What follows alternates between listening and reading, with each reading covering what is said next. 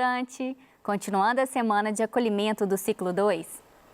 Quero lembrar que o PET 2 está disponível para download no site estudeemcasa.educação.mg.gov.br.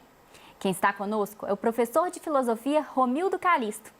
E nessa aula nós vamos retomar o tema A Filosofia do Enem, Princípios e Estratégias, para que os alunos pudessem resolver os exercícios do PET 1. Não é isso, professor? É isso mesmo, Bruno. Obrigado.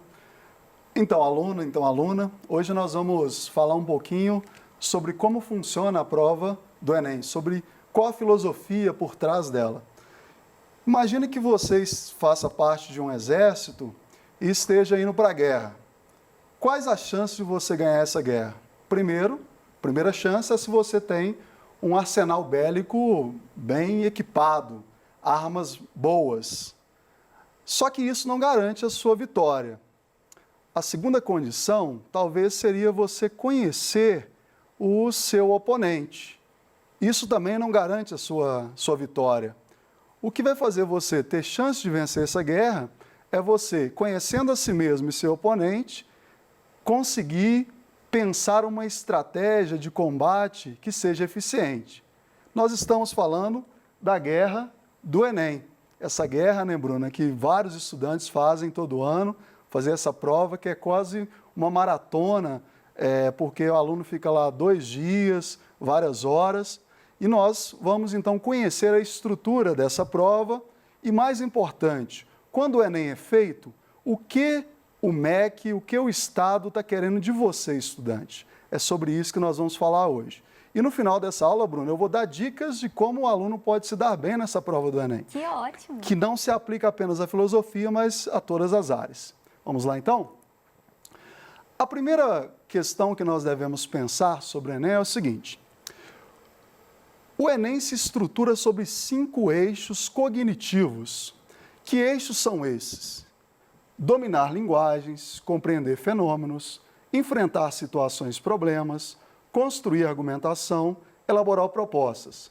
Olha, nessa guerra com o Enem, o Enem possui a matriz de referência sobre a forma que as questões serão cobradas, além do conteúdo programático. Então, o Enem já te mostra quais armas que ele usa, ou melhor, ele já te mostra o que ele espera de você nessa prova. Quando você vai fazer a prova do Enem, se você ler bem essa matriz de referência, você não vai ser surpreendido por nenhuma questão, porque você vai saber a forma que ela vai cair. Eu vou falar mais ou menos sobre cada uma dessas competências gerais ou desses eixos cognitivos. Quando nós falamos sobre dominar a linguagem, a importância disso é você ser capaz de conhecer não só a língua portuguesa, né, as normas cultas da nossa língua, mas também saber sobre a linguagem artística, a linguagem científica, saber sobre as diversas linguagens que existem aí. Então, se você domina a linguagem, você sabe ler com precisão os códigos que são apresentados. Mas não basta dominar a linguagem, você precisa também compreender os fenômenos. Em todas as áreas, você tem que utilizar os conceitos que você aprendeu em determinada disciplina para compreender os fenômenos. Feito isso, você tem que enfrentar as situações e problemas. O Enem, caro estudante, ele não quer apenas que você decore conteúdo, aprenda ou domine a linguagem, compreenda os fenômenos, ele quer que você utilize todo esse conhecimento para se posicionar de forma cidadã diante do mundo, diante da vida. Mas esse posicionamento, aqui nós vamos no eixo 4, não é apenas um posicionamento qualquer. Você tem que construir uma argumentação, você tem que se posicionar de forma clara, você tem que se posicionar de forma coesa, produzindo argumentos. Como é que o Enem vai ferir isso de você? Na redação. Vai ver se a sua argumentação ela está válida, se ela está coerente. E quando você constrói a argumentação, você não pode apenas criticar negativamente. Você também tem que apresentar, elaborar uma proposta. Eu vou dar um exemplo, que não é um exemplo cognitivo, é um exemplo prático. Vamos supor que você trabalha numa empresa e que você começa a perceber que na empresa que você trabalha, você está sendo explorado porque o salário que o patrão te paga é aquém ao salário que pagam para as mesmas pessoas que cumprem a sua função no estado, na sua cidade. Então, você começa a compreender esses fenômenos porque você domina a linguagem, por exemplo, de um gráfico que você viu no jornal. Você viu que a média salarial para a ocupação que você faz é muito maior do que você ganha. O que você vai fazer? Você não vai se acovardar, você vai enfrentar essa situação, problema. Mas como? Você vai chegar para o seu patrão e construir uma argumentação. Olha, eu descobri que meu salário ele está muito abaixo daquilo que as pessoas que cumprem a mesma função que eu ganho. E eu tenho aqui uma proposta elaborada para você. Eu quero que você me pague o piso e caso, por exemplo, a empresa ela atinja determinada meta, lucre mais, que eu também possa participar do lucro dessa meta, já que é o meu trabalho que oferece para você, patrão, as condições para o seu lucro. Veja, você não apenas domina um conteúdo, você utiliza esse conteúdo para fazer alguma coisa, para se posicionar no mundo. Então, o Enem, Bruna, na verdade, ele não quer que você seja apenas uma pessoa que memoriza conceitos. Ele quer que você seja uma pessoa que utiliza esses conceitos para se posicionar no mundo. Por isso, que caiu uma questão, o professor, colega meu de matemática, Guilherme, mostrou uma questão de matemática que a maioria das pessoas acertaram no Enem de 2010. Eu vou ler ela para vocês. Para conseguir chegar a um número recorde de produção de ovos de Páscoa, as empresas brasileiras começaram a se planejar para esse período com um ano de antecedência. O gráfico a seguir mostra o número de ovos de Páscoa produzidos no Brasil no período de 2005 a 2009. Então, nós temos aí o gráfico e o comando da questão é, de acordo com o gráfico, o biênio que apresentou maior produção acumulada foi, aí nós temos letra A de 2004 a 2005, letra B de 2005 a 2006, letra C de 2006 a 2007, letra D de 2007 a 2008 e letra E de 2008 a 2009. E aí, Bruna, você consegue responder essa daí? 2008 a 2009? Exatamente. Essa Bruna está espetacular. Ela domina todas as matérias, né? Ela se daria bem no Enem.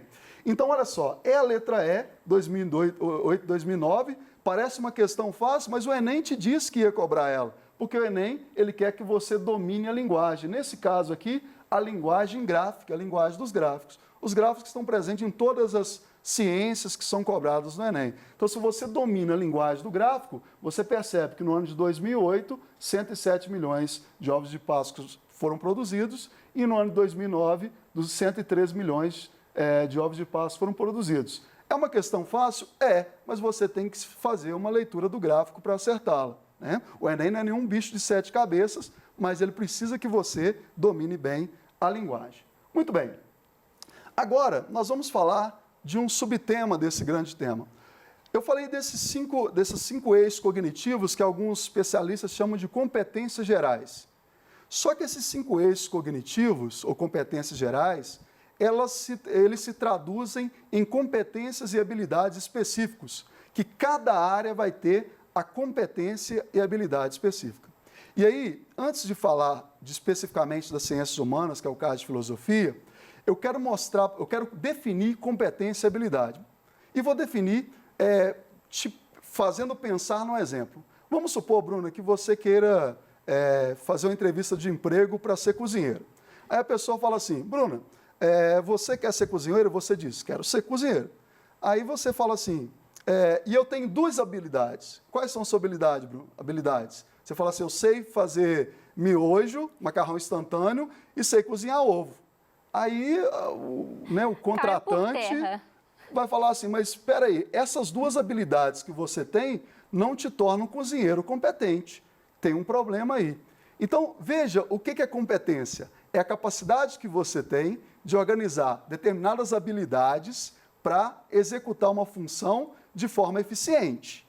Só que para você ser competente de verdade, não basta ter uma habilidade, você precisa ter muitas habilidades. Se eu sou um padeiro e sei apenas fazer biscoito de nata, eu não tenho todas as habilidades. Se eu sou, sei lá, um mecânico e sei apenas trocar a roda do carro, eu não sou um mecânico competente. Então, a competência, ela é a reunião de várias habilidades.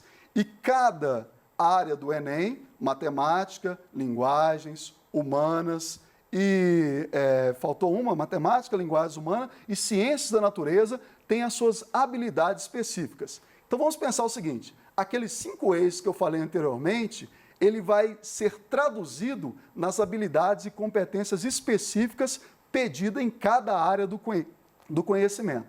E nós vamos falar agora das habilidades e competências pedidas nas ciências humanas. Veja, eu vou falar apenas da competência 1, são 5 competências em ciências humanas, vou falar apenas da competência 1. Veja, a competência 1 é a capacidade que o aluno tem de compreender os fenômenos, os elementos culturais que constituem as identidades. Então, o aluno, ele vai ser testado na prova de ciências humanas para compreender os elementos culturais que constituem as identidades. Ou seja, os elementos da cultura, a língua, a dança, que constituem a identidade do povo indígena, do aborígeno, do povo africano, do povo brasileiro, etc, etc. Essa competência, para ela existir, ela necessita de 5 habilidades. Veja, para eu ser um cozinheiro competente, eu preciso de várias habilidades. Para você ter essa competência, você precisa de 5 habilidades. São elas: analisar a produção, vou começar pela 1, interpretar historicamente ou geograficamente fontes documentais acerca de aspectos da cultura, analisar a produção da memória, associar manifestações culturais do presente aos seus processos históricos, comparar pontos de vista expressos em diferentes fontes sobre determinado aspecto da cultura, identificar as manifestações ou representações da diversidade do patrimônio cultural e artístico em diferentes sociedades. Então, preste atenção, o aluno, que para fazer uma boa prova de ciências humanas, ele tem que compreender vários aspectos históricos e geográficos da cultura. Ele tem que identificar em documentos, ele tem que identificar em obras de arte aspectos da cultura. Ao mesmo tempo, ele tem que ser capaz de analisar essas fontes documentais. Mas não basta analisar, ele tem que também associar essas manifestações culturais do presente, movimentos, por exemplo, do presente como movimento feminista, movimento da luta contra o racismo, que está muito em voga atualmente, com os movimentos que existiram ao longo da história. Ele também tem que comparar pontos de vista diferentes sobre o mesmo aspecto da cultura ou sobre aspecto da cultura diferente. Comparar pontos de vista diferentes, coisa que parece que está faltando atualmente, né? Entender o outro lado da moeda, ver e aceitar e respeitar pessoas que pensam diferente, né? Identificar a manifestação ou representação cultural nos patrimônios culturais que nós temos. Muito bem, eu vou mostrar como essa habilidade, a habilidade 4 da competência 1, caiu numa questão de filosofia. Eu vou ler para vocês, é uma questão que mobilizou a habilidade 4 da competência 1, né, de ciências humanas. Vamos lá. O texto 1, ele diz: Anaxímenes de Mileto disse que o ar é o elemento originário de tudo que existe, existiu e existirá, e que outras coisas provêm de sua descendência. Quando o ar se dilata, transforma-se em fogo, ao passo que os ventos são ar condensado. As nuvens formam-se a partir do ar por filtragem, e, ainda mais condensadas, transformam-se em água. A água, quando mais condensada, transforma-se em terra, e quando condensada ao máximo possível, transforma-se em pedras. O outro texto, texto 2, Basílio Magno, filósofo medieval, escreveu: Deus, como Criador de todas as coisas, está no princípio do mundo e dos tempos. Quão parcas de conteúdo se nos apresenta em face dessa concepção as especulações contraditórias dos filósofos, para os quais o mundo se origina ou de algum dos 4 elementos, como ensinam os jônios, ou dos átomos, como julga Demócrito. Na verdade, dão a impressão de quererem ancorar o mundo numa teia de aranha. Comando na nossa questão. Filósofos dos diversos tempos históricos desenvolveram teses para explicar a origem do universo a partir de uma explicação racional. As teses de Anaxímenes, filósofo grego antigo, e de Basílio, filósofo medieval, têm em comum na sua fundamentação teorias que... Primeiro vamos entender a questão. Essa questão, ela mobiliza a comparação de dois elementos da nossa cultura. Um elemento científico, filosófico, a tese de Anaxímenes sobre a origem do mundo, onde ele fala que tudo vem do ar, que produz os outros elementos, e uma tese de um filósofo medieval chamado Basílio de Magno, que fala que a origem de todas as coisas é Deus. Bom, e o que o comando pede? Ele pede para você encontrar o que é em comum nessas duas teses. Letra A. Eram baseados na ciência da natureza? Não. Basílio de Magno se baseia na teologia. Letra B. Refutavam as teorias de filósofos da religião? Não, porque Basílio de Magno é um filósofo da religião. Letra C. Tinham origem nos mitos das civilizações antigas? Ambas as teorias não tinham origem nos mitos das civilizações antigas.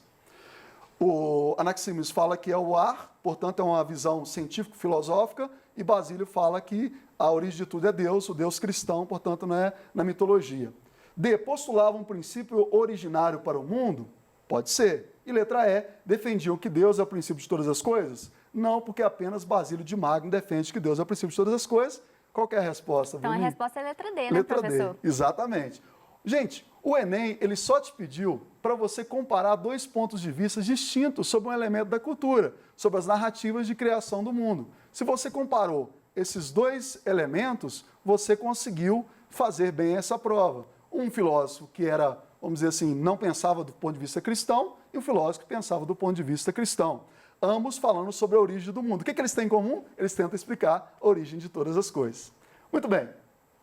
Agora, eu quero falar para você como é que o Enem vai saber que você tem essas habilidades, Bruninha. Como é que o Enem ele vai saber que você é competente para ser um cidadão, para ingressar na universidade? Para isso, o Enem ele recorre a uma espécie de metodologia de correção de prova chamada TRI. O que o TRI é? Ele é uma forma de avaliar as questões por bloco e por reunir as questões entre médias, fáceis e difíceis. Vou explicar para vocês. Vou explicar dando exemplo já. Imagina que eu e a Bruninha vamos fazer a prova do Enem. Eu sou o estudante que acertou 5 questões e a Bruninha é a estudante que acertou 5 questões. Eu sou estudante que tirou 518 e a Bruninha é a estudante que tirou 384. Por que nós acertamos a mesma quantidade de questões, mas tivemos notas diferentes? A resposta é simples. A Bruninha, ela acertou muitas questões difíceis, as questões que têm maior peso no Enem. Eu acertei muitas questões fáceis. Aí você vai dizer, ué, mas a Bruninha não teria que tirar uma maior nota porque ela acertou as mais difíceis? E o Romildo não teria que tirar uma menor nota porque acertou as questões fáceis? Não, porque o TRI, ele mede a coerência das questões. Como é que você pode acertar questões difíceis sobre a mesma habilidade e competência e errar as questões fáceis sobre aquele conjunto de habilidades, sobre aquela habilidade específica? Ou seja, não é possível construir um guarda-roupa se eu não sei apertar um parafuso. Não é possível acertar uma questão difícil se eu errei uma fácil. Então, para a Bruninha, a questão difícil ela terá um valor menor, ela vai ter um peso menor do que para mim que acertei as questões fáceis. Ou seja, no Enem, vale mais a pena você acertar as questões fáceis e médias do que gastar todo o seu tempo tentando fazer as questões difíceis. Porque a TRI é uma metodologia anti-chute. Se você acertou uma questão difícil e errou todas as fáceis sobre o mesmo bloco de questões sobre aquela competência e habilidade, significa que provavelmente você acertou. Então, para finalizar a nossa aula, nós vamos falar de quais estratégias que você deve ter para fazer a prova do Enem. Primeiro, lembre, o Enem não quer que você seja uma pessoa que decore, um memorizador de questões. Ele está avaliando a sua competência, as suas habilidades. Segunda coisa, você precisa entender que fazer a prova do Enem é tentar resolver as questões fáceis e médias primeiro. E como é que você faz isso? Primeiro, você faz as questões mais fáceis, ok? Depois, você salta as questões que são difíceis para voltar nelas depois, não para deixar sem fazer. Depois, se você tiver que chutar, no finalzinho, se você tiver que chutar, você faz o quê? Você chuta as questões difíceis. Então, você não vai deixar nenhuma questão sem fazer. Existe um mito que algumas pessoas falam equivocadamente, que as questões do Enem, você pode deixar as questões em branco. Não pode deixar as questões em branco de jeito nenhum. Quero agradecer a sua presença. Até a próxima aula. Um abraço.